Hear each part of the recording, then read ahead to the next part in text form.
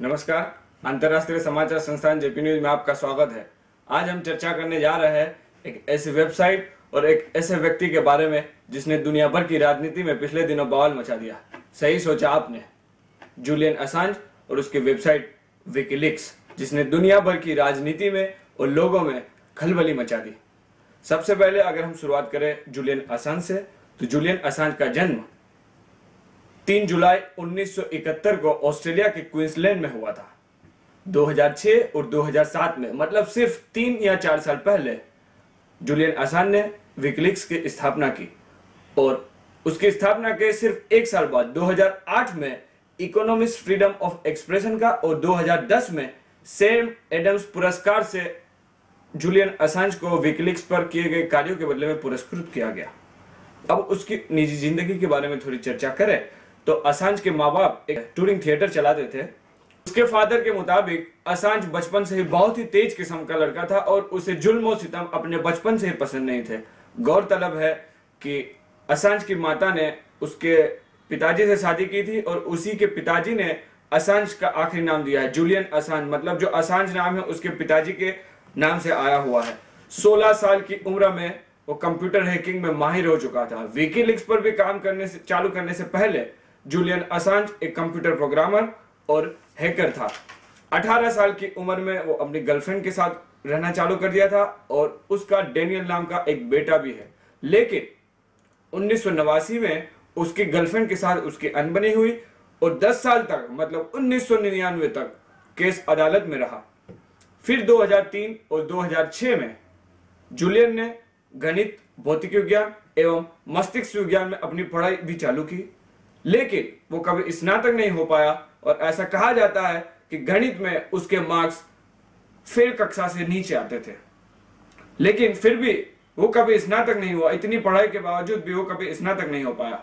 लेकिन 2006 और 2007 के बाद बहुत बड़ा बदलाव आया, जो आप सब भी जानते हैं। विकीलीक्स की स्थापना के बाद 3 साल में, सिर्फ 3 साल में जूलियन का सितारा बुलंदी छूने लगा। 28 नवंबर 2010 को जूलियन ने दुनिया भर में खलबली मचा दी, हाहाकार मचा दिया। अमेरिका के गोपनीय दस्तावेज 2,51,000 दस्तावेज उजागर कर दिए, जिसमें 53% अनक्लासिफाइड, 40% कॉन्फिडेंशियल और 6 से 7% सीक्रेट थे। इस कृत्य के बाद जूलियन का और उसकी वेबसाइट का जीना हराम हो गया। जूलियन अब छुप छुप के होटलों में गलत नाम से ठहरने लगा। विकीलीक्स भी मुश्किलों में आ गया। सिर्फ 5 दिन में 20 से 25 सर्वर उसको बदलने पड़े। Visa, PayPal, Mastercard, bank of America वगैरह वगैरह ने अपनी वित्तीय सहाय से हाथ खींच लिए। अब दुनिया भर से जूलियन असांज और विकीलीक्स को चलाने के लिए जो पैसा आ रहा था, आर्थिक सहायता आ रही थी, उसका माध्यम बंद हो गया। फिर भी विकीलीक्स ने केबल्स जारी उजागर करने का सिलसिला जारी रखा। लेकिन अंतरराष्ट्रीय लोक अभियोजन अधिकारी ने 30 नवंबर को जूलियन असांज के खिलाफ रेड कॉर्नर नोटिस जारी कर दिया और इस रेड कॉर्नर नोटिस में आरोप लगाया गया कि जूलियन ने स्वीडन में बलात्कार किया था। इसी के चक्कर में 7 दिसंबर 2010 को जूलियन को लंदन में गिरफ्तार कर दिया गया।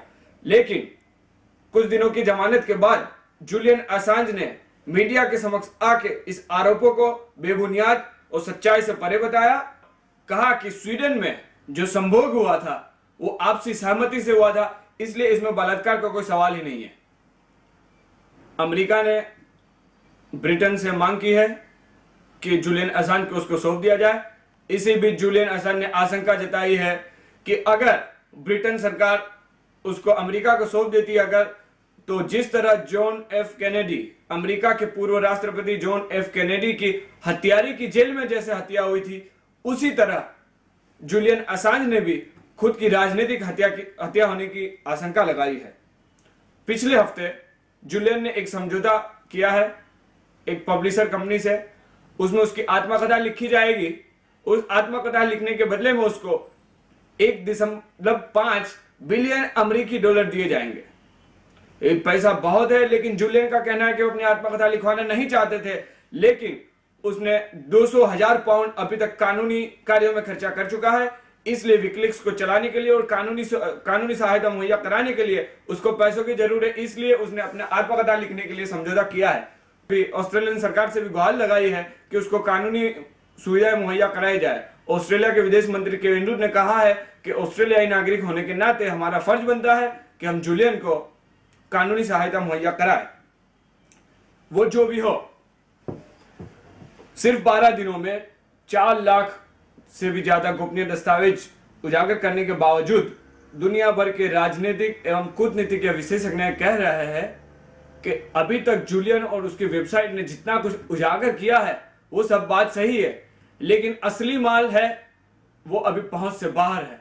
गौरतलब है कि सऊदी अरबिया के किंग ने विकिलीक्स के मुताबिक अमेरिका को ईरान के बारे में कहा था कि अगर ईरान उसका परमाणु कार्यक्रम नहीं रोक रहा है तो सऊदी के किंग ने जो शब्द इस्तेमाल किया था वो था cut the head of snake. ये ईरान के रिगार्ड में सऊदी के किंग की कमेंट थी और बहरीन के किंग ने भी कुछ ऐसा ही कहा कि ईरान को तत्काल रूप से रोका जाए।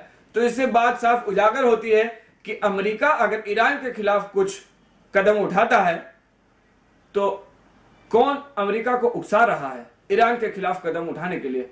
विकिलीक्स अगर सही है तो इस बात से ये बात साफ उजागर होती है।